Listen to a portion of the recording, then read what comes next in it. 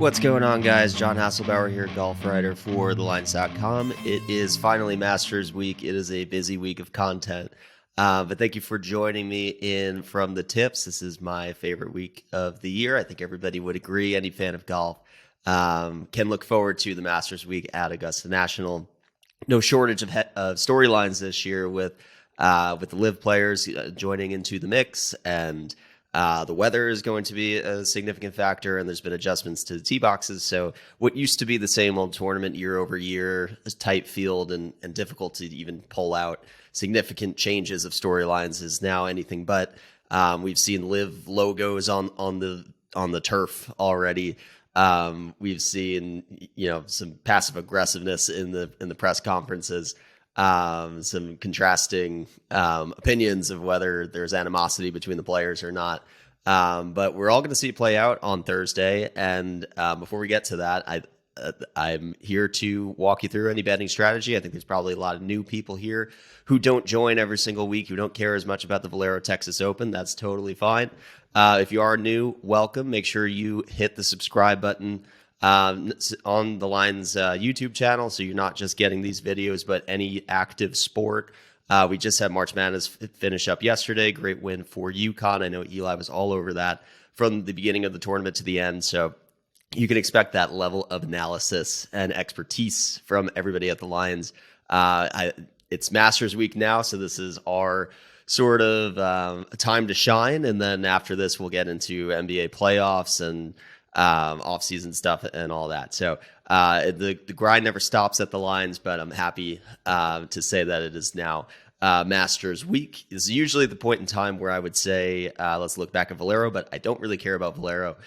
Corey Connors won. Congrats to him. He'll have a shorter number this week at the Masters, but aside from that, this week is all about the Masters. So I'm going to share here just a look at the page that we have on thelines.com. So every week with golf, we do have two pages. We have an odds page, which is evergreen, and that's going to show you odds before the field's even announced. You'll get general evergreen course information, what you need to look for at that course, odds, trends, all that good stuff. For the Masters, we've juiced that page up a little bit. So in addition to this odds grid, which you can look for literally every player, every odds, and beyond that, not even just to win, you can also look at the top debutante odds, which is really cool this week. So someone like a Kurt Kitayama, somebody I really like this week, plus 650, you can shop that here. So a lot of really cool things you can do on this page. And a lot of specialty props, which I won't get too much into this week because I haven't fully dove in and I want to look at the weather splits, but you can do anything from like top senior player who I kind of like Phil Mickelson at plus odds against these like 80-year-olds. Like he should be able to win something like that. Top English player is a market that I really like Justin Rose in. So things like that, you can just kind of cycle around. That's not just to win odds, and something that I really love about having the content on thelines.com is this seamless ability to cycle in between the odds. So if you get down through the whole board, you're also going to see Masters betting odds for every individual player. So you can also look at a little bit of a write-up that which me and the team put together that's up to date going into this week. If you're thinking about betting Cantlay, Xander, Colin, Jason Day, you have like a quick little snippet of what their profile is leading in, and hopefully that helps give you a informed decision on who you're going to bet at the Masters. Beyond that, if we go even further down, you can look at how odds have shifted, so you can see who's getting the most steam, who's moving in the right and wrong direction, which is also helpful. And then we have course specs for Augusta National, and general, just like what does it take to win this event. And then here are the tournament odds from every winner. So this odds page, and it's thelines.com/odds/golf/masters. Super, super helpful, I think, as a starting point. If you're new to PGA betting and you just want to jump in right now, everything that you could possibly need is on this page. If you want to go a step even further, you can then go to my tournament preview, which is pinned in my Twitter profile, and it's also in the link in this video. And that's going to give you every single iota of detail that you need about this course specifically, the background, the narratives that matter. Very in-depth, very proud of this one. A lot more words than I usually write about Augusta National just because there's so many storylines with Live and with the weather and with new tee box changes that are going to make the par fives a little bit harder to reach into than they normally have. I think in general, we will see more of an emphasis on driving distances and particularly carry distance, whereas this event used to be more of like a shot shaper's creativity off the tee. I think this year it's really just you're gonna see a little bit of a separation between the longer hitters. For the preview article, I think just the key stats to consider as we look ahead to the field here. I think driving distance, first and foremost, like we were saying, there's going to be a divide because the course is going to play a little bit softer. They elongated the tees. It's now over 7,500 yards. So I think that's pretty crucial. I want to see players who are above average to the field in driving distance, ideally have some exposure to somebody who's top 10 if it really is that wet and there's that much more separation. Tee to green is just recent form, especially like last 12 rounds, last 24 rounds. How are you trending up leading into the Masters? I think that's important. Strokes gained approach, I think, is a little bit more deprioritized here because you're not really pin seeking at this course. You're just kind of aiming at the right parts of the green. It's much more important to be great around the green. So probably the most correlated with success is the subjective creative artists around the green at Augusta National. So I definitely want players who around the green is a strength of their game. We saw last year with Scotty Scheffler and with Cam Smith. They separated from the pack just because they were able to scramble in really difficult conditions.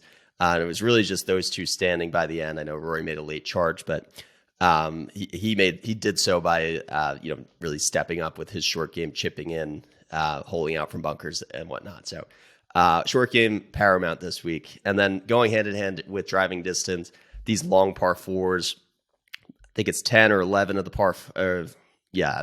about 10 holes. I think all of them, all of the par fours are over 440 yards. So par four scoring from 450 plus and proximity from 200 plus for the par fives are going to be crucial this week. That coincides with par five scoring. The only birdie holes on this course are the par fives. They've been made a little bit harder this week, but that just makes it even more of an emphasis to be a good par five scorer. Three-putt avoidance is huge, especially on firm and fast conditions, and then just history at the majors. So this is one both at Augusta and at majors in general. I think this is going to be a huge point to look to when you're putting a model together this week. We know with Live, there's a lot of uncertainty around what does it mean to finish T17 at Live Orlando? What does it mean to win Live Orlando? What does it mean if you had 3 straight bad starts at the end of last year's Live event? I don't know. That's a hard question to answer. It's a big unknown. I think because it's an unknown, we have to treat it that way. We can't just assume because they're not playing against PGA Tour competition that they've suddenly gotten worse. So I think in general, there is opportunity to buy low, predominantly with everybody with the exception of Brooks Koepka. I would say their odds have slipped just by way of not playing on the PGA Tour anymore, which I don't necessarily think is fair. It's just a little bit more uncertainty. You've got to feel a little less comfortable betting on a Live player because you just don't know for sure what type of form they're in. But if the odds are right, I think there's opportunity to back them. And I think the best way to handicap their fit here is just to look at how they've performed in other majors over the last 5 years. For the most part, the players on Live who were picked up, chosen to go over on that tour, were chosen because they have a resume of success in majors at the Masters. If you look down the list of Live players who are past majors champions past Masters champions, that list includes Dustin Johnson, Bubba Watson, Charles Schwartzel, and blanking on one other guy. There's 4 of them. It'll come back to me. But Cam Smith also has good Masters history. He won at the Open. Louis Oosthuizen has finished runner-up at seemingly every major. So a lot of encouraging signs from the live players in majors. And I think when we run a model here and we look at a combination of strokes gained total in the last 5 majors, difficult scoring conditions, and at the Masters specifically, that's going to give you a good gauge, regardless of form over the last 5 or so years, who are the players who are best equipped to play well in difficult scoring conditions. So let's go into the model, and we can just dig a bit further into how we're quantifying the model, how we're quantifying the priority of these stats as we look into who we want to back at the Masters. So here we have everything sorted by my model rank. And you can see in the list of priority, we start with strokes gained tee to green over the last 36 rounds. That's just to get a gauge of the recent form leading in. This is a course where if you're just showing good form, and a combination of success in difficult conditions beyond that, that's a very simple way of finding out who's going to contend. So I put a strong weight on tee to green just to get that recent form. I took putting out just to get tee to green because we've seen a lot of the lesser putters find success here, whether that's just because the greens are so difficult, regardless of skill level. Or, I don't really know what else explains why, like, a Corey Connors is only a good putter here. Cameron Champ is only a good putter here. Will Zalatoris, another great example, only a good putter here. So there's a lot of examples of that, and I can't explain it, but for whatever reason, if you're in bad putting form, it doesn't seem to matter once you've gotten to Augusta National. So tee to green, super important. Seems like a given, but I think it needs to be stressed a little bit. Around the green, this is a stat that I would never put ahead of approach on a given PGA Tour week, but you really have to have a reliable short game. There's so many nervy, touchy tee shots, especially at Augusta. If you've proven that you can scramble here before, that's pretty repeatable because there's no other course that can simulate Augusta National. The closest would probably be Kapalua with the size of the property, the undulations around the green, the massive green sizes, the tabletops, but those greens are so much slower that it's hard to even compare from that standpoint. Muirfield Village is another one that compares on the greens themselves, but the surrounding rough is such a different animal that it's hard to even say that that's translatable. So definitely a unique beast, but if you have a lot of skills in your toolbox around the green, that's going to be very important at Augusta. Par five scoring, there's 4 of them, and they are the only holes that average even par or easier. So you have to take advantage of the par 5s. So that's crucial this week. And then strokes gained total in the last 5 majors. So that's just looking at the courses that were played over the last 5 years. So I guess it's the last 20 majors. And then we have strokes gained approach, a little less priority, but definitely important. Anywhere we go to, course history is here at 7.5%. We have driving distance. I think that's huge. I just really want to see players be above average in that skill set to the field, but also if you're top 10, that's a huge leg up here. And then difficult conditions, we've got firm and fast short game. That's very important for here. And then 3-putt avoidance on fast greens. I did create a little comp course history, but I put less weight on it. Comp courses to Augusta would probably include like Kapalua, Muirfield Village. I put Bay Hill in there because it's long and difficult. Torrey Pines for the same reason, Quail Hollow. All of these courses have rough, which just adds a whole different element than what we're going to see at Augusta, which really relies on firm undulations and just firm and fast conditions where the ball's rolling out into pine straw, whereas other courses would probably catch that in the rough and not penalize you as much. There have been comments that they've lengthened the course to an extent where you just have to hit driver on every hole, and it kind of takes the thought-making process out of the equation, where it used to be like, do I want to hit a swooping draw with a 3-wood or hit a driver? Now it's like to reach the fairway, you just have to hit driver. So that's why I think just comp long courses is going to go a long way, because you're going to get a ton of these really long iron 200 plus approaches. And that's not always the case on a week-to-week basis, at least on the PGA Tour. And then lastly, we have proximity from 200 plus and par 4 scoring from 450 plus. Those just kind of go hand in hand with the distance that we have at Augusta National. So looking at the top 10 in the model, when you put all of that together, usually rarely we see any surprises in a model at Augusta National. I don't think that's any different here. We have Scotty Scheffler. The odds-on favorite is your number one rank in my model, followed by Rory McIlroy and Jon Rahm, the big three. So that, I think, just validates what we're putting in here, because it's not guaranteed that that's going to be the case. But makes sense that those would be the top three players in any model that you're running this week. After the big three, we've got Xander, Cam Smith, which is interesting because his recent numbers are not really factored into this model. So it's actually going off of when he was last on the PGA Tour. Maybe that's a little bit skewed. Maybe he's not actually playing that well anymore. He hasn't won a live event, which is a little surprising, and he hasn't actually been in the mix in one to start this year. I don't think he's finished better than top 10 in his first three starts. So a little wary of Cam Smith. I thought I would be higher on him than I actually am right now, just because I'm still waiting for him to show any sort of a pulse there.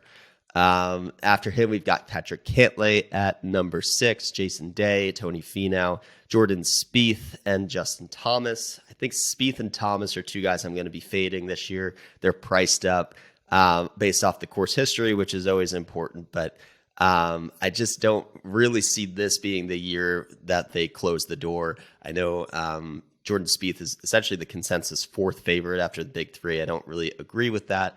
I would say Patrick Cantlay is the biggest threat to win outside of that big three, but we shall see how this plays out. Finally, I'm going to filter this by my outright bets. It is Masters Week. It is a field of 90, and I'm betting 4 guys. So it's not a week you want a really long card. I want to prioritize getting exposure to multiple guys that I think that can win this tournament. I obviously would not fault anybody for betting any of the big three. Jon Rahm, Scotty Scheffler, Rory McIlroy. If you like any of those 3 guys, bet them by all means. I don't think any of them are less likely to win than the guys I've bet. But when we add the elements of so much rain and uncertainty with weather conditions and uncertainty with wave advantage draws, there might be some guys who play in nothing but rain this week. There might be guys who avoid the rain entirely. So there's just so much randomness, and it's going to be really hard to even know for sure when the tournament starts who's going to get a better wave. So to combat that, I'm just going to bet more players while keeping the same unit structure in place. So Xander Schauffele was the first guy I bet this week, actually at 29-1 before the odds readjusted. He's now about 25-1, which I think is still a good number. I've still seen 28s actually on him. So I think that's a great number. He's a guy who's won 3 times since last year. Last year, if you bet Xander Schauffele at the Masters, you were probably just burning your money and didn't expect any return because he just had no reputation for getting it done in a big tournament. Since then, he's won the team event at the Zurich Classic and then back-to-backs at the Scottish Open and the Travelers. So definitely turning a corner. He had always been a player who could win in difficult events before that. So I think he got a bad reputation for just having a lot of runner-ups, but he's won WGCs. He's won bigger events. He's won the Tournament of Champions, shot the low score at the Tour Championship. So he's definitely capable of contending against the big field. He's somebody who's gotten into the mix plenty of times at the Masters. You could see he's 22nd in course history, but some of his finishes, I think he has multiple top 10s here. So suits the course really well. Maybe a question mark about the state of his driving, but other than that, he's one of the best approach players in this field and has a pair of albatrosses, I think, in the last 5 starts. So obviously the long irons are clicking from that standpoint. Patrick Cantlay is a player that I wrote up a lot in my tournament preview, so you can check out the link to that tournament preview here if you want to learn more about that. But in general, I think he has a bad reputation for not showing up in majors. I would argue that he's turning a corner. He's finished top 15 in his last 2 major appearances between the PGA Championship and the Open. So So I think he's turning a corner there. He never plays well in the Southeast United States, usually skips the Florida swing entirely, but with the new scheduling, he was kind of forced to play more events, and lo and behold, he has turned a corner, finished top 3 at the Arnold Palmer Invitational, and his best career finish at the Players just before this with a T19. So I think the game is trending there, and if there was ever a time for him to show up, his demeanor would fit becoming a major championship. I think he gets a major this year. I actually think the Open is his best opportunity to. But I really like his chances this week. So 22-1 on him. I'm happy with that number. Tony Finau, basically the exact same resume as Xander, right? Really good results at the Masters, had always come in here with this reputation as a prolific non-winner. And then all of a sudden he rattles off 3 wins between the last Masters and this Masters. Fits the course really well, really long hitter. The irons are absolutely clicking, and he's flipped a switch with the putter. So, I think this could be Tony's year, and he's not more likely to win than like a Jon Rahm. But if you give me Xander, Cantlay, and Finau together, I like my chances of those 3 over at one single bullet in iffy conditions. And then finally, Justin Rose. It's not a week to bet long shots, but I do like Rose's course history here. He's had a top 5 multiple times over the last few years, and he has 4 first-round leads. So maybe he gets off to a hot start and gives us an easier sweat. So that is going to do it for my card. Short and sweet video this week. I know there's a lot of content, so I appreciate you guys watching along. Best of luck with your Masters bets this week. You can always find me at PGA Town on Twitter if you have any questions for your pools or bets before everything locks on Thursday morning. But until then, best of luck. Hope you ship one this week.